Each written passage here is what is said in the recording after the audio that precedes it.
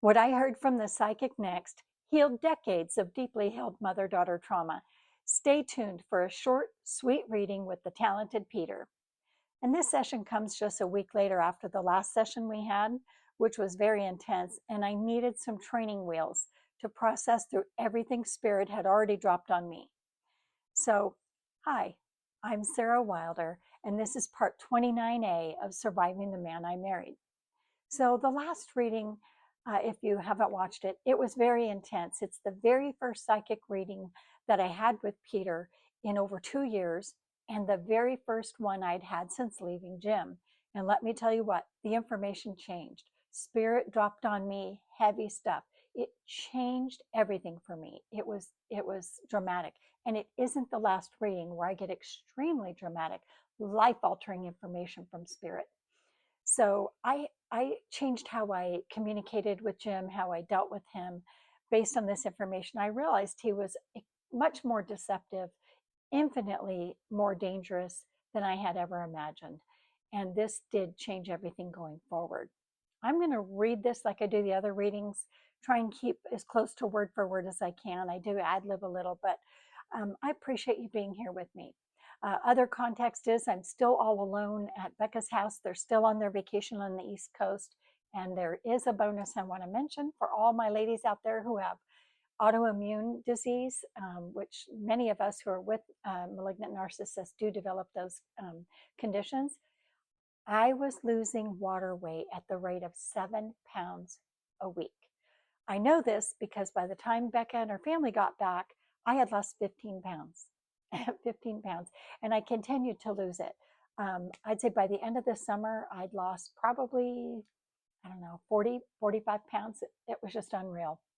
All right, so let's dive into this reading, shall we? My higher self entered first, bringing forward my paternal grandfather, who died when I was very young. I don't really ever remember meeting him. He died when I was living overseas with my family. We were living in Korea for a couple of years, and actually, my dad's dad and my mom's mom both passed away the last year we were there. So I don't really remember this grandpa. Anyway, he told me there were various of my loved ones who were waiting to come through and offer me guidance. He said my current living situation with Becca and her family feels like a temporary solution, and one day I'll need to live in my own space. But then Becca's higher self entered the topic by saying she believes the best place for me is with her because she will nurture and protect me.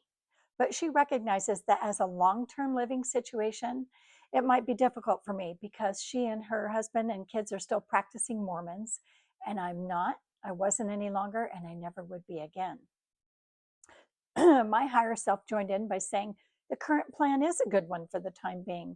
It will allow me to get my feet under me, gain financial security, and get stronger and healthier, which I was doing. My higher self also added that it's the best possible plan at the moment. And as a newly single woman, I can begin building a foundation for my new life with special emphasis placed on the concept of a foundation. My mom chimed in, stating that having a job at Walmart was very bad for me. She reaffirmed that the airborne chemicals were really harmful to me. My higher self said that she has a plan for me to earn income. First, she mentioned emphatically that I should not return to Utah except to retrieve my belongings, that I need to stay put in California with Becca. Second, my higher self listed that I could investigate jobs with Amazon, at which mention my dad interjected a silly comment saying that I won't get to be a delivery driver though. It's his dad humor and it reaches clear through the veil from the beyond. um, and to start looking for jobs in the office or online call center, is what she said. She also mentioned a job with JetBlue Airlines, citing good pay and the availability of work from home positions. So the reading then took a serious tone, with my higher self bringing up how humans struggle with emotions, saying that avoiding them takes a toll on our bodies. It creates emotional enzymes that cause inflammation, not unlike fibromyalgia and rheumatoid arthritis. I added that one, which is caused by storing negative emotions in our body. My mom stepped in and brought up the emotion of guilt that I carry around, a lot of it regarding her.